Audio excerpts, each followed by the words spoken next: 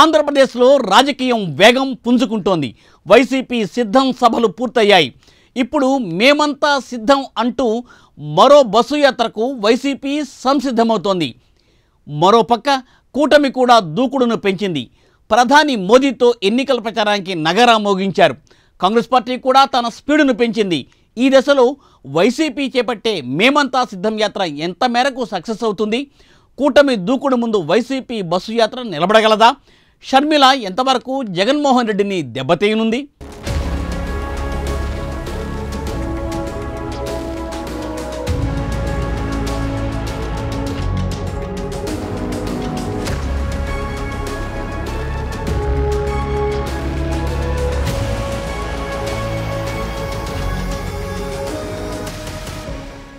AP రాజకీయాలు వేడెక్కుతున్నాయి. కూటమి ఉమ్మడిగా సభ నిర్వహించి ఎన్నికల సమరానికి సై అంటూ సిద్ధమైంది. ప్రధాని మోదీ చేత ఎన్నికల ప్రచారానికి శ్రీకారం చుట్టారు కూటమి సభ విజయవంతమవడంతో కూటమిలో పార్టీల శ్రేణులు ఉత్సాహంగా ఉన్నారు. తాజాగా పిఠాపురం వ్యవహారం కూడా ఒక కొలిక్కి రావడంతో జన సైనికులు రెట్టింపు ఉత్సాహంతో ముందుకు దూకుతున్నారు. మరోవైపు సిద్ధం అంటూ భారీ బహిరంగ సభలు నిర్వహించిన సీఎం జగన్ ఇక నేరుగా ప్రచారంలోకి దిగనున్నారు. ఇటీవల రాష్ట్రంలోని 175 అసెంబ్లీ 24 ఎంపీ స్థానాలకు వైసీపీ అభ్యర్థులను ప్రకటించింది. ఎన్నికల స్కెడ్యూల్ కూడా విడుదల కావడంతో ఇక ప్రచారానికి సిద్ధమయ్యారు సీఎం జగన్. మేమంతా సిద్ధం పేరుతో సీఎం జగన్ రాష్ట్ర వ్యాప్తంగా బస్సు యాత్ర చేయనున్నారు. ఈ నెల 27 నుంచి సీఎం జగన్ ఎన్నికల ప్రచారం ప్రారంభించనున్నారు. దాదాపు 20 రోజుల పాటు బస్సు యాత్ర కొనసాగనుంది. రాష్ట్రంలోని అన్ని నియోజకవర్గాలు కవర్ అయ్యేలా బస్సు యాత్ర కొనసాగనుందని వైసీపీ వర్గాలు తెలిపాయి. ఇచ్చాపురం నుంచి ఇడుపులపాయ వరకు సుమారు 20 రోజుల పాటు బస్సు యాత్ర కొనసాగనుంది. బస్సు యాత్రలో ప్రతిరోజు ఒక బహిరంగ సభ నిర్వహించాలని వైసీపీ నిర్ణయించింది. తొలి విడతలో బస్సు యాత్ర అనంతరం ఎన్నికల ప్రచార సభలు నిర్వహించనున్నట్లు వైసీపీ ప్రకటించింది.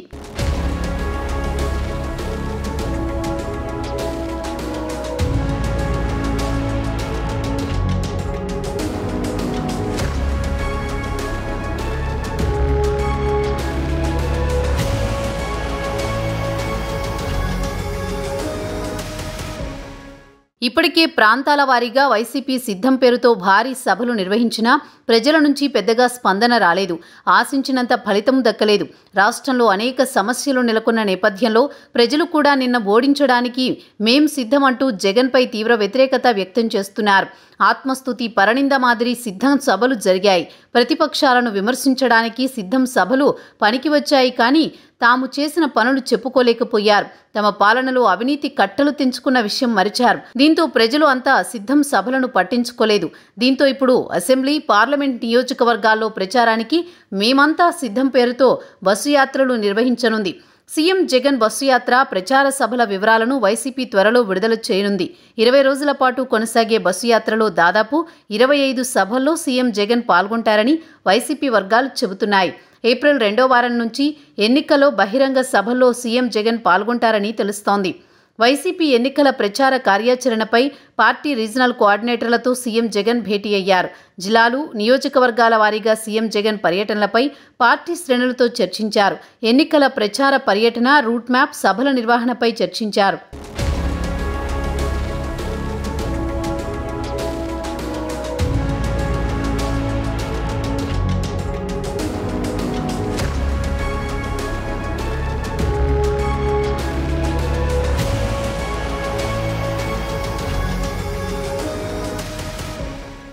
సిద్ధం చివరి సభలో మేనిఫెస్టో విడుదల చేస్తామని వైసీపీ ఇప్పటికే ప్రకటించింది. అయితే మేనిఫెస్టో విడుదల వాయిదా పడింది. మేనిఫెస్టో రూపకల్పన తుది దశకు చేరుకుందని త్వరలో ప్రకటిస్తామని వైసీపీ వర్గాలు చెబుతున్నాయి. ఏపీలో పోలింగ్కు ఇంకా 55 రోజులుండడంతో వీలైనంతగా ప్రచారం చేయాలని సీఎం జగన్ పార్టీ శ్రేణులు, నేతలను ఆదేశించారు. దాదాపు ప్రతి నియోజకవర్గంలో తన పర్యటన ఉండేలా కార్యక్రమాలు ప్లాన్ చేయాలని సూచించారు. గత 5 ఏళ్లలో జరిగిన అభివృద్ధిని ప్రజల్లోకి తీసుకువెళ్లాలని, సంక్షేమ పథకాలతో పొందిన లబ్ధిని ప్రజలకు వివరించాలని సీఎం జగన్ అనుకుంటున్నారు. కానీ వాస్తవంలో సంక్షేమ పథకాలు కూడా పూర్తి స్థాయిలో అందలేదు. హాస్టల్లో ఉండి చదువుతున్న విద్యార్థులకు ఇచ్చే వసతి దీవెన ఇప్పటి వరకు ఒక్కసారే ఇచ్చారని విద్యార్థులు చెబుతున్నారు. అలాగే విద్యా దీవెన కూడా రెగ్యులర్గా ఇవ్వడం లేదని తెలుస్తోంది. అదేవిధంగా కాపు కార్పొరేషన్కు ఇస్తానన్న నిధులు ఇప్పటికీ కేటాయించలేదు. మరోవైపు మద్యం కుంభకోణంతో పార్టీలోని ముఖ్యులు ఎంతో లాభపడ్డారు. ఇసుక మాఫియా ఇష్టానుసారం దోచేస్తుంది. జగనన్న కాలనీలలో అవినీతి పరాకాష్ఠకు చేరింది. 100% మేనిఫెస్టోలో అమలు చేశామని చెబుతున్న జగన్ సంపూర్ణ మద్యపాన నిషేధంపై నోరు మెదపడం లేదు. మడం తిప్పను అంటూనే కొన్ని వందల సార్లు మడం తిప్పారు జగన్.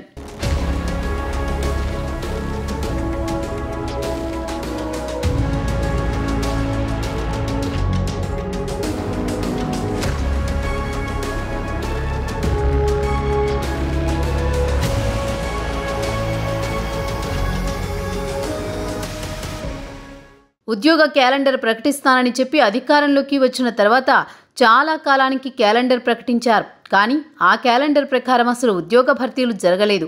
ఇలా చెప్పుకుంటూ పోతే కొండవీటి చాంతాడంత ఉంటుంది జగన్ అసమర్థ పాలన గురించి. ఏ రంగం కూడా అభివృద్ధి చెందింది లేదు. కొత్త పరిశ్రమలు రాకపోగా పాతవి రాష్ట్రం నుంచి తరలిపోయాయి. పారిశ్రామిక అభివృద్ధి శూన్యం. అన్ని రంగాలు కుంటుపడి నిరుద్యోగం పెరిగింది. ప్రజలు అప్పుల పాలయ్యారు. ఈ సమయంలో ఎన్ని యాత్రలు చేసినా ప్రయోజనం ఉండదనేది ప్రజలు చెబుతున్నారు.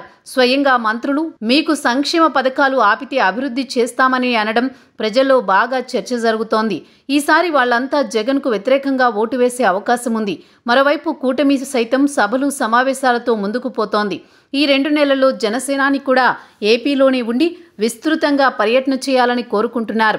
కూటమిలో బీజేపీ చేరిన తర్వాత మొదటిగా నైతికంగా కూటమి బలపడింది. ఇప్పటికే జనసేన శ్రేణులు, టీడీపీ శ్రేణులు ఉమ్మడిగా ఆయా నియోజకవర్గాల్లో విస్తృతంగా పర్యటిస్తున్నారు.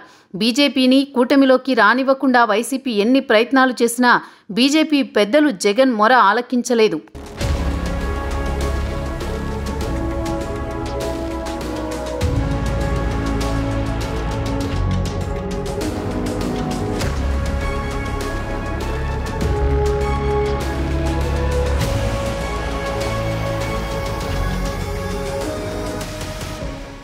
మరోవైపు ఏపీ ఎన్నికల షెడ్యూల్ విడుదలైన ఏప్రిల్ 18 నుంచి ఎన్నికల ప్రక్రియ మొదలు కానుంది. మే 13న పోలింగ్, జూన్ 4న కౌంటింగ్ నిర్వహించనున్నారు. దీంతో రాజకీయ పార్టీలు ప్రచారానికి సిద్ధమయ్యాయి. కాంగ్రెస్ సైతం ముందుకు దూసుకుపోతోంది. తాజాగా వైజాగ్లో విశాఖ ఉక్కు కోసం పెద్ద బహిరంగ సభను ఏర్పాటు చేసింది. దీనికి తెలంగాణ సీఎం రేవంత్ రెడ్డి కూడా హాజరయ్యారు. పీసీసీ అధ్యక్షురాలు షర్మిల కడప పార్లమెంటుకు పోటీ చేయాలని ఆలోచిస్తున్నట్లు తెలుస్తోంది. పార్టీ పెద్దల నుంచి ఇప్పటికే గ్రీన్ సిగ్నల్ వచ్చినట్టు ఆ పార్టీ శ్రేణులు చెబుతున్నాయి. ఈ విధంగా అన్ని పార్టీలు తమ అస్త్రాలను సిద్ధం చేసుకుంటున్నాయి. మొత్తం మీద వైసీపీపై ప్రజల్లో తీవ్ర వ్యతిరేకత నెలకొందని తెలుస్తోంది. ఈ క్రమంలో ఎన్ని బస్సు యాత్రలు చేసినా గెలిచే అవకాశాలు లేవని అర్థమవుతోంది. ఏపీలో వార్ వన్ సైడ్లా కనబడుతోందని విశ్లేషకులు చెబుతున్నారు. చూడాలి మరి ఏం జరుగుతుందో రాబోయే రోజుల్లో.